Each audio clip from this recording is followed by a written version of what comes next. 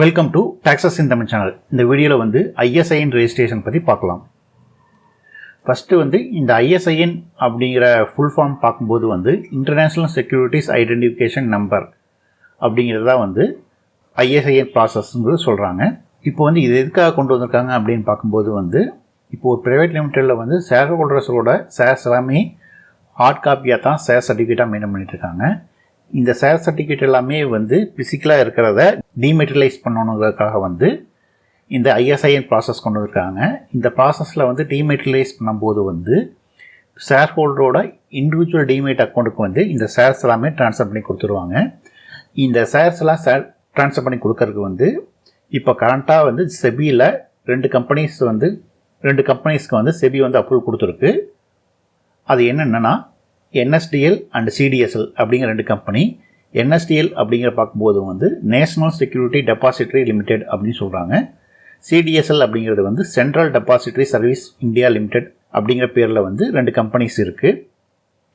இப்போ இந்த ரெண்டு கம்பெனியில் ஏதோ ஒரு கம்பெனிக்கு வந்து நீங்கள் ரெக்வெஸ்ட் கொடுத்து இந்த ஐஎஸ்ஐஎன் ப்ராசஸை வந்து நீங்கள் பண்ணிக்கலாம். இந்த ஐஎஸ்ஐஎன் ப்ராசஸ் முடிஞ்சதுனையுமே வந்து நீங்கள் ஷேர் சர்டிஃபிகேட்டாக மெயின்டைன் பண்ணுற ஷேர்ஸ் எல்லாமே அந்தந்த இண்டிவிஜுவல் ஷேர் ஹோல்டர் டிமேட் அக்கௌண்ட்டுக்கு மாற்றின பிறகு ஷேர் ட்ரான்ஸ்ஃபரோ அல்லது ஷேரை வந்து அடுத்தவங்களுக்கு சேல்ஸ் பண்ணுறதோ எல்லாமே வந்து அந்த இண்டிவிஜுவல் டிமேட் அக்கௌண்ட்லேருந்து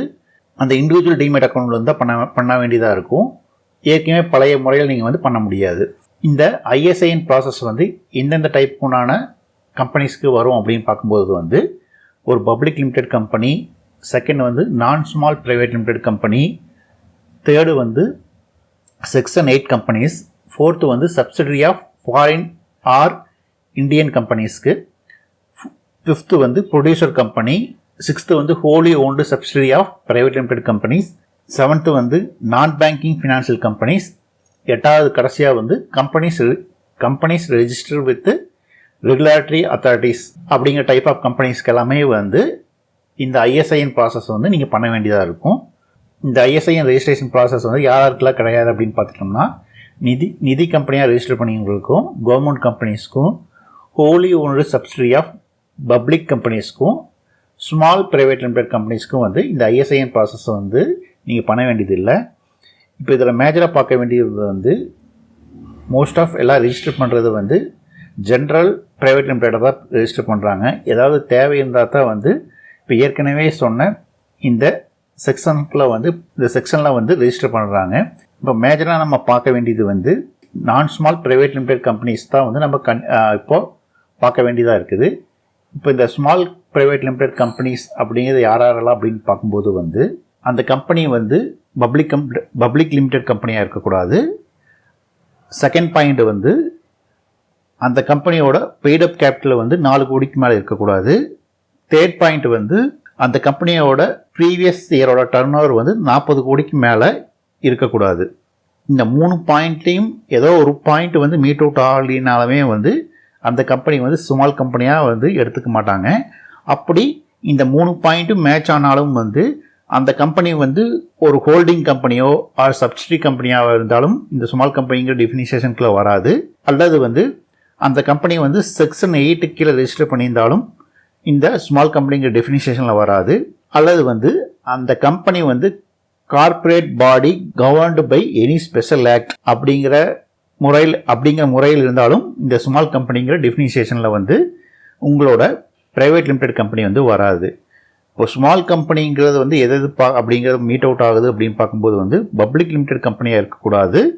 ரெண்டாவது வந்து உங்களோட பெய்டப் இந்த ப்ரைவேட் லிமிடெட்க்குண்டான பெய்டப் கேபிட்டல் வந்து 4 கோடிக்கு மேலே இருக்கக்கூடாது. அப்படி உங்களோட பெய்டப் கேபிட்டல் 1 கோடி அப்படின்னு வச்சுட்டாலும் உங்களோட லாஸ்ட் இயர் டர்ன் ஓவர் வந்து 40 கோடிக்கு மேலே இருந்ததுன்னா இந்த ஸ்மால் கம்பெனிஸ்ங்கிற டெஃபினிஷனில் வந்து வராது. அதுக்கு வந்து உங்களோட ப்ரைவேட் லிமிடெட் கம்பெனிக்கு நீங்கள் ஐஎஸ்ஐஎன் ப்ராசஸ் வந்து நீங்கள் எடுத்து தான் ஆகணும். இதை வந்து ஒரு ட்ரீவியூவாக பார்க்கும்போது வந்து ஈஸியாக வந்து நீங்கள் வந்து தெரிஞ்சுக்கலாம். ஏர்லியராக வந்து இந்த ஐஎஸ்ஐஎன் ப்ராசஸ்க்குன டியூ டேட் வந்து 30/9/2024 வந்து ஃபிக்ஸ் பண்ணியிருந்தாங்க. இப்போ இந்த ப்ராசஸ் எடுக்கிறதுக்கும் அப்ரூவல் வாங்குறதுக்கும் வந்து டைம் டிலே ஆகிறதுனால வந்து 30/6/2025 வரைக்கும் டைம் வந்து எக்ஸ்டெண்ட் பண்ணியிருக்கிறாங்க. இந்த 30/6/2025 வந்து உங்களோட ப்ரைவேட் லிமிடெட் கம்பெனி வந்து ஐஎஸ்ஐஎன் ப்ராசஸில் வர மாதிரி இருந்ததுன்னா உங்களோட ஷேர் சர்டிஃபிகேட் எல்லாமே வந்து ஏற்கனவே உள்ள ஷேர் சர்டிஃபிகேட்டும் மறுபடியும் வந்து நீங்கள் இஷ்யூ பண்ணுற ஷேர் சர்டிஃபிகேட்டும் வந்து டிமெட்டலைஸ் பண்ணிவிட்டு நீங்கள் வந்து ப்ராசஸ் பண்ணிக்கிங்க. இப்போது இந்த ஐஎஸ்ஐஎன் ரெஜிஸ்ட்ரேஷனுக்குண்டான ஃபீஸ் வந்து பேஸ்ட் ஆன் கம்பெனியோட பெய்டப் கேபிட்டல் பொறுத்து தான் வந்து ஃபீஸ் வந்து ஸ்ட்ரக்சர் சேஞ்ச் ஆகுது. இப்போ இந்த ஃபீஸ் ஸ்ட்ரக்சரை வந்து இந்த ஸ்க்ரீனில் வந்து கொடுத்துருக்குறேன். இதில் வந்து ஒரு 10% ஆர் 20% வந்து பேஸ்ட் ஆன் அந்த கம்பெனியை பொறுத்து மாறும். இது போக வந்து நீங்கள் ரெஜிஸ்ட்ரேஷன் பண்ணுறவங்களுக்கு ப்ரொஃபஷனல் சார்ஜஸ் வந்து எக்ஸ்ட்ரா நீங்கள் கொடுக்க வேண்டியதாக இருக்கும். இந்த ப்ராசஸ்க்காக நீங்கள் கொடுக்க வேண்டிய டாக்குமெண்ட்ஸ் அப்படின்னு பார்க்கும்போது வந்து போர்டு ரெசல்யூஷன் கொடுக்கணும்.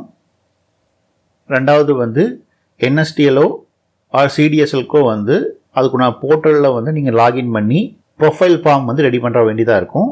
ரெண்டாவது வந்து இந்த ஆர்டிஏ அப்படின்னு ஒருத்தர் இருப்பாங்க இந்த இடையில ஒரு ஏஜென்ட் மாதிரி, அவங்களுக்கு வந்து நீங்கள் ரெஜிஸ்ட்ரேஷன் ஃபார்ம் கொடுத்து நீங்கள் ரெஜிஸ்டர் பண்ணணும். நெக்ஸ்ட்டு வந்து உங்களோட ஸ்டாச்சுரி ஆடிட்டர்கிட்ட வந்து நெட்வொர்க் சர்டிஃபிகேட் வந்து ப்ரீவியஸ் இயருக்கு உண்டான லாஸ்ட்டு ஃபினான்ஷியல் ஃபைல் பண்ணதுக்கு உண்டான நெட்வொர்க் சர்டிஃபிகேட் நீங்கள் வந்து வாங்கி சிஏ லெட்டர் ஹெட்டில் வாங்கி நீங்கள் வந்து சப்மிட் பண்ண வேண்டியதாக இருக்கும். அப்புறம் கம்பெனியோட PAN, incorporation certificate, MOA, AOA இதெல்லாமே வந்து சைன் பண்ணி நீங்கள் அப்லோட் பண்ணுற வேண்டியதாக இருக்கும். ப்ளஸ் வந்து லாஸ்ட் இயருக்குண்டான ஆனுவல் ரிப்போர்ட்டை வந்து அப்லோட் பண்ண வேண்டியதாக இருக்கும். அதுக்கப்புறம் வந்து இப்போ லைவில் உள்ள இமெயில் ஐடி, கான்டாக்ட் நம்பர், அப்புறம் டைரக்டரை வந்து யாருக்கு ஆத்தரைசேஷன் கொடுக்குறாங்களோ அவங்களோட டீட்டெயில் எல்லாமே வந்து இந்த ப்ராசஸில் வந்து கொடுக்க வேண்டியதாக இருக்கும். இந்த ப்ராசஸில் வந்து உங்களுக்கு ஏதாவது டவுட்ஸ் இருந்ததுன்னா கமெண்ட் பாக்ஸில் சொல்லுங்கள். ப்ளஸ் வந்து இந்த ப்ராசஸை வந்து எடுத்து உங்களுக்கு சர்வீஸாக நீங்கள் பண்ணி வேணும் அப்படின்னு நினச்சிங்கன்னா வாட்ஸ்அப் நம்பர் வந்து டிஸ்கிரிப்ஷனில் இருக்குது. அந்த வாட்ஸ்அப் நம்பர் கான்டாக்ட் பண்ணுங்கள். இந்த சர்வீஸை தவிர GST or income tax return file பண்ணுறக்கும் ஆர் டேக்ஸ் ரிலேட்டடாக எந்த சர்வீஸ் வேணும்னாலும் வாட்ஸ்அப் நம்பர் கான்டாக்ட் பண்ணுங்கள். டேக்ஸஸ் இன் தமிழ் சேனலை வந்து சப்ஸ்கிரைப் பண்ணாதங்க, சப்ஸ்கிரைப் பண்ணுங்கள். நன்றி.